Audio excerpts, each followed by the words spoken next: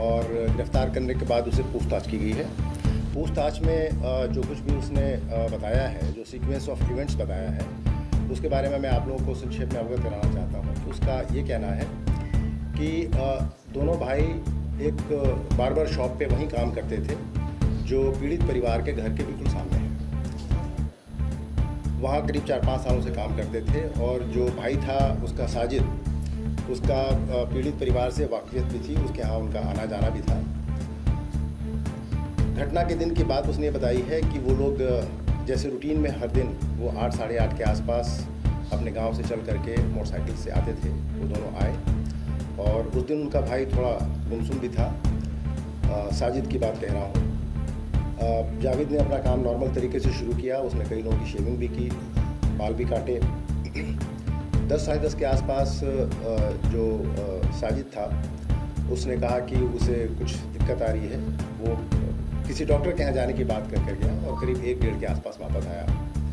वापस आने के बाद उसने कहा कि उसकी तबीयत ख़राब हो रही है। यहाँ पे मैं आप लोगों को ये भी बताना चाहूँगा कि पूछताछ में ये भी तथ्य निकल के आए हैं कि साजिद बचपन से बहुत बीमार रहता था और उसके पिताजी ने उसको पीर और यहाँ जो छोटे सरकार और बड़े सरकार हैं वहाँ भी उसको काफ़ी ले जा करके उसको दिखाया। इनफैक्ट 10 साल की उम्र में जब वो काफ़ी बीमार पड़ गया था और उसको वो ठीक नहीं हो रहा था तो उसके पिताजी ने वहाँ एक झोपड़ी डाल ली थी बड़े सरकार में और बच्चे को लेकर के वहाँ काफ़ी समय तक रहे थे उसको ठीक करने के लिए। किस तरह की बीमारी थी इसके बारे में भी हम लोग जांच पड़ताल कर रहे हैं, लेकिन ये अवश्य बताया गया है कि वो जब उसको इस तरह की दिक्कत आती थी तो काफ़ी अग्रेसिव हो जाता था और उस समय वो किसी के नियंत्रण में नहीं रहता था। तो ऐसा प्रतीत होता है कि वो और इस इमोशनल अपहीवल के टाइम पे उसने ये भी बताया है कि उसके भाई ने कि 1-2 बार उसने अपने आप को डैमेज करने की भी कोशिश की। एक बार उसने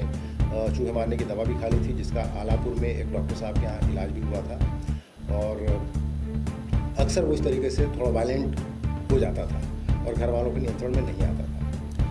उस दिन जो घटनाक्रम था उसके हिसाब से 1:30 बजे के आसपास उसने कहा कि मेरी तबीयत ख़राब लग रही है और मेरा मन नहीं लग रहा है। तो फिर ये दोनों वापस सखानू चले गए और थोड़ी देर के बाद ही उसके भाई ने कहा कि भाई तुम्हारी तबीयत ख़राब नहीं लग रही तो आज हम लोग कुछ चिकन वगैरह बना के खाते हैं।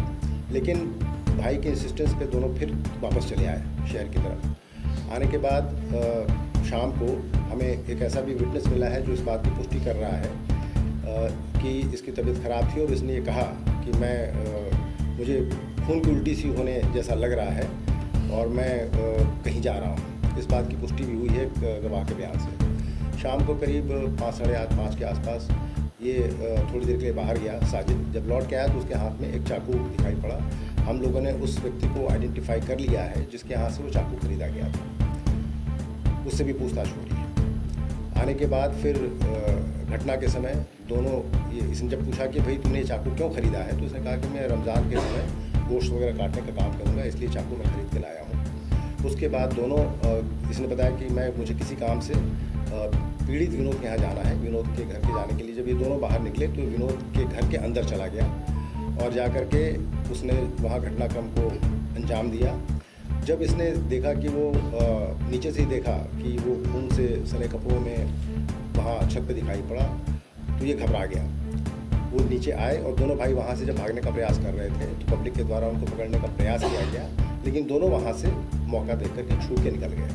उसके आगे का घटनाक्रम मैं पहले भी आपको बता चुका हूँ। जावेद तो भाग ही गया था, साजिद भी भाग गया था। फिर थोड़ी देर के बाद पुलिस को जब सूचना मिली कि ब्लड स्टेन्ड कपड़ों में एक व्यक्ति शेखुपुर के जंगलों के आसपास दिखाई पड़ा है तो पुलिस ने वहाँ घेराबंदी की और घेराबंदी में जब वो अपराधी ने भागने का प्रयास किया पुलिस पार्टी पे फायर किया जिसमें हमारे पुलिसकर्मी भी घायल हुए।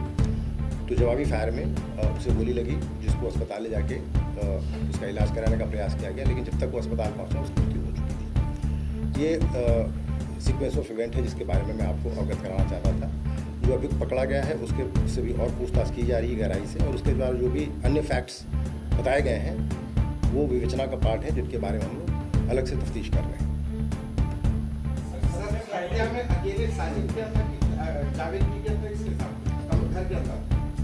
दोनों साथ गए थे। जावेद का ये कहना है, देखिए हमारे पास अभी मुलजिम का वर्जन है जिसकी अभी क्रॉस चेकिंग बाकी है। उसका कहना है कि साजिद अकेला गया था, मैं नीचे खड़ा था। आसपास के जो कुछ लोग हैं जिनसे पूछताछ की उनका भी ये कहना है कि जावेद वहाँ दिखाई पड़ा है।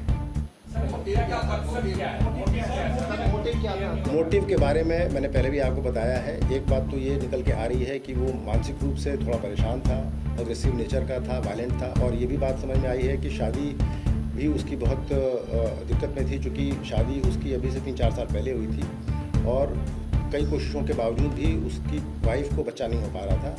एक तो स्टिल बॉर्न बेबी हो गया था और 2-3 बच्चे उसके पेट में ही खराब हो गए थे। ये एक बात निकल के आई है और उसकी वजह से बहुत मानसिक रूप से वो परेशान भी रहता था। इस लाइन पे भी हम लोग अपनी जांच पड़ताल कर रहे हैं। देखिए, इस कंजेक्चर पे अभी टिप्पणी करना उचित नहीं है, लेकिन जैसा मैंने आपको बताया कि जो भी फैक्ट्स हमारे पास अभी आए हैं इस पूछताछ से, उन सारे फैक्ट्स को एग्जामिन किया जा रहा है और उनको जो भी उसमें सब्सटेंशियल फैक्ट निकल के आएंगे वो इन्वेस्टिगेशन का पार्ट है। चूँकि इनके यहाँ वाकफियत थी, ऐसा लगता है, उसका प्रॉक्सिमिटी थी और आना जाना भी था, उनके 2 बच्चे भी थे। अब इन सारे बिंदुओं पर हम लोग अपनी जांच पड़ताल कर रहे हैं और ये सारी बातें इन्वेस्टिगेशन का पार्ट है। अभी कुछ और चीज़ें की भी जानकारी मिलने की संभावना है जिस पर हम अपनी अग्रिम कार्रवाई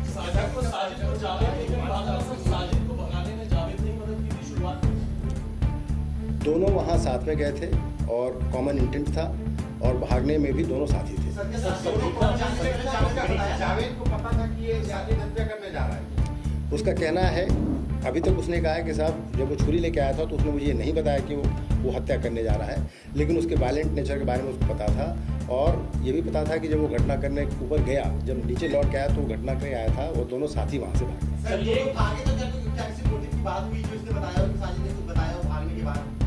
उसके विषय में अभी उसने कुछ नहीं बताया है, पूछताछ अभी जारी है और अभी और तथ्यों का पता लगा रहा है।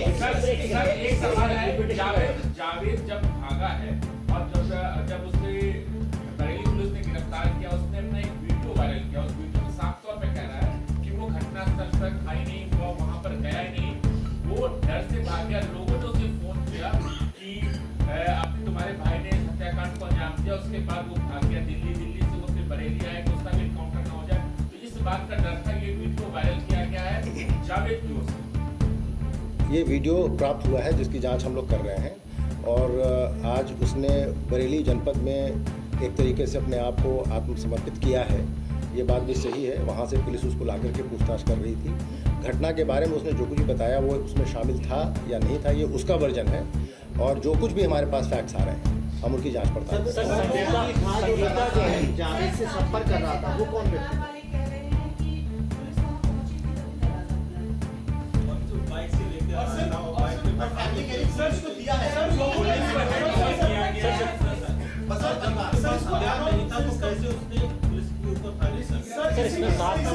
देखिए, मैं आपको पहले भी बता चुका हूँ, घर वालों ने आप लोगों से क्या कहा है वो एक अलग बात है। हम लोगों ने उनसे जो अलग से बात की है, पूरी जांच पड़ताल की है, वो उस इन्वेस्टिगेशन के सिलसिले में जो कुछ भी हमने अपने फैक्ट्स इकट्ठा किए हैं हम उन सब की जानकारी कर रहे हैं। कॉन्ट्रडिक्शन नहीं दिखता है कि संगीता कह रही है कि मैं उससे जिंदगी में पहली बार मिली हूँ, अभी जावेद अरेस्ट हुआ, जावेद कह रहा है कि वो उसके घर जाया करता था, रिलेशन कोर्डियल थे, आना जाना था। बहुत ज़्यादा कॉन्ट्रडिक्शन है, क्या संगीता से सवाल नहीं किया जाना चाहिए इस मामले में? देखिए, जैसा मैंने आपको बताया, कॉन्ट्रडिक्शंस अगर हैं तो उन सारे कॉन्ट्रडिक्शंस की जांच की जाएगी, संगीता से भी बात की जाएगी। आज उनके घर के लोगों से भी डिटेल में हम लोग की वार्ता हुई है और सारे फैक्ट्स इकट्ठा किए जा रहे हैं। विवेचना अभी पूरी तरह से ओपन है, तो अभी इसमें जितने भी फैक्ट्स आएंगे सबको एग्जामिन किया जाएगा।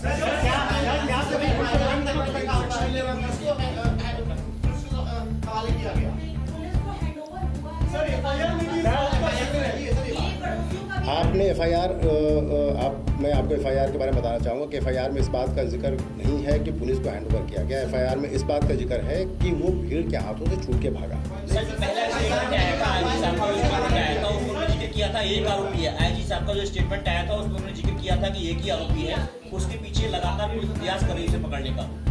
देखिए, मौके पे जो स्टेटमेंट आया और मौके पे जो जानकारी हुई, आप जानते हैं कि विवेचना जैसे जैसे बढ़ती है उसमें नए फैक्ट सामने आते हैं। जो फर्स्ट फैक्ट है, भागा था वो ये लिखा हुआ है एफआईआर में, आप इस बात को मानते हैं? उसके पास से चाकू बरामद हुआ था, वो मर्डर करके जब गया था, तमंचा उसके पास कहां से आया? आपके पास जो एफआईआर है वो एफआईआर हमारे पास भी, इट्स एन ऑफिशियल डॉक्यूमेंट। और उसी डॉक्यूमेंट को मैं कोट कर रहा हूँ कि वो भीड़ के हाथों से निकल कर भागा, उसमें पुलिस का कोई जिक्र नहीं है कहीं पे। ये आसपास के बहुत सारे लोग बहुत सारी बातें कह रहे हैं। कितनी देर तक साथ भागे थे? इसके विषय में भी जांच पड़ताल कर रही है। सर, इस पूरे मामले पे दो अहम सवाल है, उनके क्लियर जवाब होने चाहिए। पहला कि जावेद और साजिद उसके घर में क्यों गए, ये सबसे इम्पोर्टेंट, इसको इलैबोरेट कर दीजिए। और दूसरा, क्या मोटिव था, जावेद को भी पता था या अचानक ये मोटिव, और दोनों देखिए, आपके दोनों सवाल जो हैं वो दोनों सवाल के बारे में ये बताना चाहूँगा कि साजिद इस प्री कंसीव्ड इंटेंट के साथ गया था कि उसको ये घटना करनी है। जावेद अभी इस बात को कह रहे हैं कि उनको ये पता नहीं था। हम उनकी बात को रिलाई नहीं कर रहे हैं, हम इसके बारे में भी और जांच पड़ताल कर रहे हैं। हम उनसे पूछताछ करें, हमारे पास है, इसमें भी सच्चाई निकल के आएगी। एक मिनट में आपको दूसरी बात करें। सर्विलांस की जो आपने अभी तक पूरी रिपोर्ट्स आ रही है सीडीआर की, क्या वो उस समय गाँव उसको में स्टडी किया जा रहा है। देखिए, सर्विलांस की रिपोर्ट्स को यहाँ हम उजागर नहीं कर सकते, हम उसको स्टडी कर रहे हैं। और जो अपराधियों के द्वारा जो जावेद के द्वारा जो बताया जा रहा है उसको हम कोरबोरेट करा रहे हैं उस बात से। ये सब इन्वेस्टिगेशन का पार्ट है।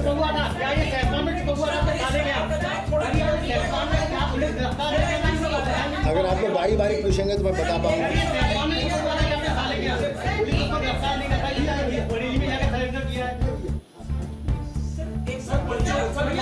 बच्चों को क्यों टारगेट किया? अगर ये घर में गया था एग्रेसिव,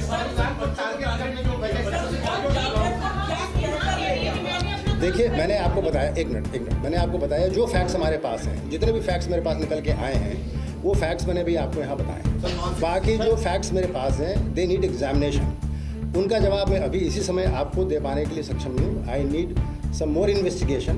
वो करने के बाद ही मैं आपके बाकी सवालों के जवाब दे पाऊंगा। अभी तक जो मेरे पास फैक्ट्स थे, एक सेकंड, अभी तक जो मेरे पास फैक्ट्स थे, अभी तक जो मेरे, आप लोग अभी सवाल और पूछेंगे और सवाल काफ़ी पूछेंगे, मैं जानता हूँ।